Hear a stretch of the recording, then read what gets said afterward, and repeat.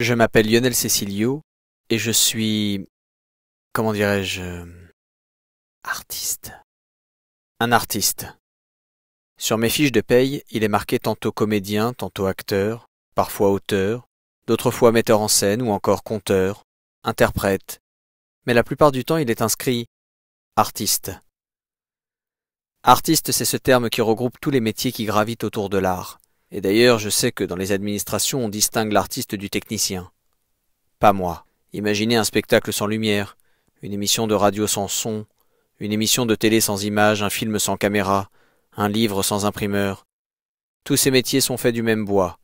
Devant, derrière, peu importe, comme dirait Jackie et Michel. Tous au service de l'art. Tous artistes. Je sais que pour beaucoup d'entre vous, il y a comme une étrange friture parasite qui brouille la compréhension du terme artiste. Et c'est à vous que je pensais en allant travailler ce mercredi 6 mai dans l'après-midi.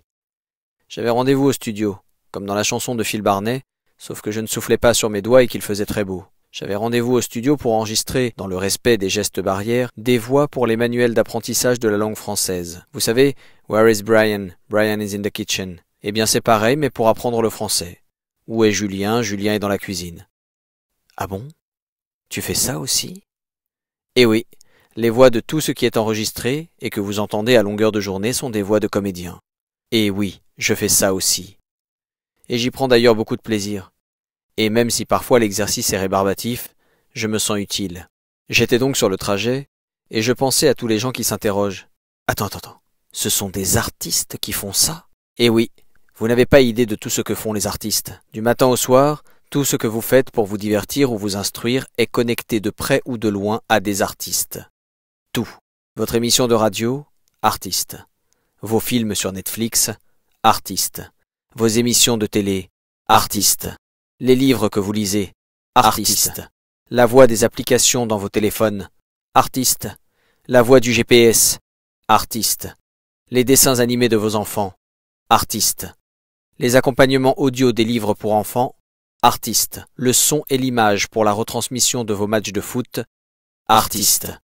La mise en son des manuels et des applications d'apprentissage de la langue, artiste. La voix de la dame dans le métro, artiste. Artiste. Les théâtres où vous allez, artiste. Et quand vous n'allez pas au théâtre, les théâtres où sont emmenés vos enfants en sortie scolaire, artiste. Quand ils rentrent les yeux pleins d'étoiles, et qu'ils vous refont la Reine des Neiges, Peter Pan, Oui, Choupi, artiste. Les tuches, artiste. Les bronzés, artiste. Les visiteurs, artiste. Game of Thrones, artiste. Demain nous appartient, artiste. Plus belle la vie, artiste. Les versions françaises de vos séries américaines préférées, artiste. Et oui, le doublage n'est pas une opération magique faite par un ordinateur hyper malin. Ce sont des gens qui écrivent, qui font coïncider la voix française avec le mouvement de lèvres de l'acteur américain, et puis un directeur de plateau, qui identifie la voix la plus appropriée pour le physique de l'acteur, et qui dirige, pour que le jeu soit juste, un comédien qui joue la scène. Et finalement, un ingénieur du son qui mixe le tout. Artiste, 1000 fois artiste. Ah bon? Eh oui, ils sont partout, comme dirait Yvan Attal. Salomon, vous êtes artiste? Imaginez une vie sans tout ce que je viens d'énumérer. Nous deviendrions fous. Et je pensais à tous ceux qui n'ont pas conscience de cela. À tous ceux qui ne se demandent jamais « Mais c'est qui la voix de Siri ?» Comment ne pas prendre conscience de la place cardinale que les artistes ont dans la vie de tout un chacun, surtout en cette période de confinement? C'est dommage que les gens n'aient pas conscience de cela. S'ils en avaient conscience, ils nous chériraient davantage. S'ils en prenaient conscience, ils ne laisseraient pas les voix les plus populistes crier aux pique-assiettes et aux profiteurs du système quand vient le temps des élections. S'ils étaient conscients de l'importance que notre travail a dans leur quotidien, ils ne laisseraient pas la culture dans un tel désarroi. Ils nous défendraient aussi, pour se défendre eux-mêmes. À l'exact même instant où je mettais un pied devant l'autre pour me rendre au studio, le président de la République s'exprimait sur la question de la culture, laissée pour compte jusque-là de cette terrible crise sanitaire, bientôt économique et évidemment sociale. Qu'a-t-il dit? Rien. Rien de bien intelligible. C'est flou, comme pour tout le reste. À chaque fois qu'il s'exprime, les membres du gouvernement me donnent l'impression d'assister à une discussion entre Brigitte Fontaine, Philippe Catherine, Ariel Dombal et Jean-Claude Van Damme sous acide. Ça ressemble à ce que j'enregistre actuellement en studio. Une suite de mots, et c'est tout. Cherchez l'intrus, trouvez du sens, faites le boulot vous-même. Les messages du gouvernement nous arrivent en kit, comme un meuble Ikea. Et il restera bien entendu quelques pièces dans le vide-poche de l'entrée, c'est certain. Des petites pièces, de toutes petites pièces. Ce sont les plus petits qui restent sur le bas-côté, toujours. Et après tout, pourquoi aurions-nous eu la chance d'avoir des informations claires sur notre corps de métier? C'est ainsi pour tout le monde, depuis le début. Tout le monde dans le noir et nous avec. Stop! C'est en pensant à cette phrase, à cette seconde précise, que j'ai identifié le cœur du problème. Quelques semaines avant le confinement, une large partie de la population appuyait le gouvernement dans son désir de piétiner les régimes spéciaux, des personnels soignants entre autres. Aujourd'hui, les mêmes personnes applaudissent aux fenêtres tous les soirs à 20 h. N'ont-ils pas fait le lien, ces gens-là? N'ont-ils pas conscience? Bien sûr que non. Et comment leur en vouloir? Le monde va trop vite pour penser aux autres. Nous sommes lancés dans une course terrible, esclaves de ce monde capitaliste poussé à son extrême.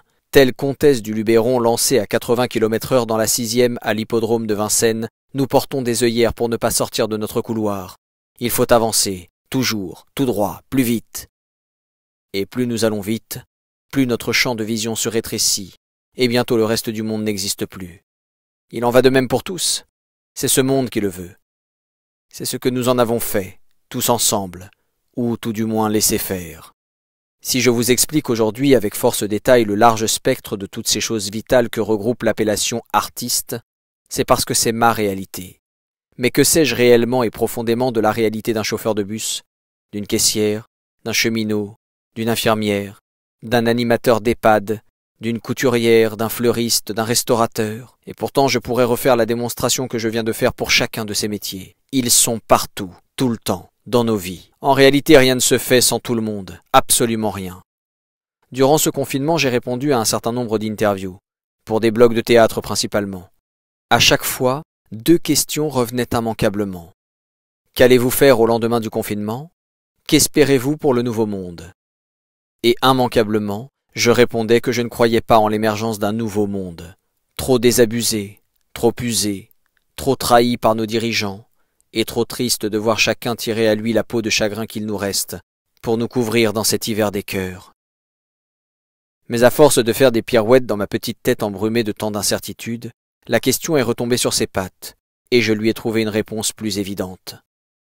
Cette épidémie est en réalité une révolution. À l'instar de la Lune, la considération et l'empathie se sont réduites, jusqu'à ne plus avoir de place dans nos champs de vision restreints. La nuit noire s'est faite, voici venue la nouvelle Lune.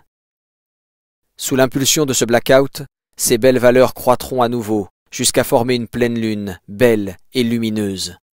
Et enfin, il nous sera permis de voir clair dans la nuit de laquelle nous étions jusqu'alors prisonniers. Voir que nous ne sommes pas seuls, voir qu'il faut un soleil à une lune, et une lune à une terre pour que tourne un système. Voir que nous sommes interdépendants, que prendre soin des autres, c'est prendre soin de nous-mêmes.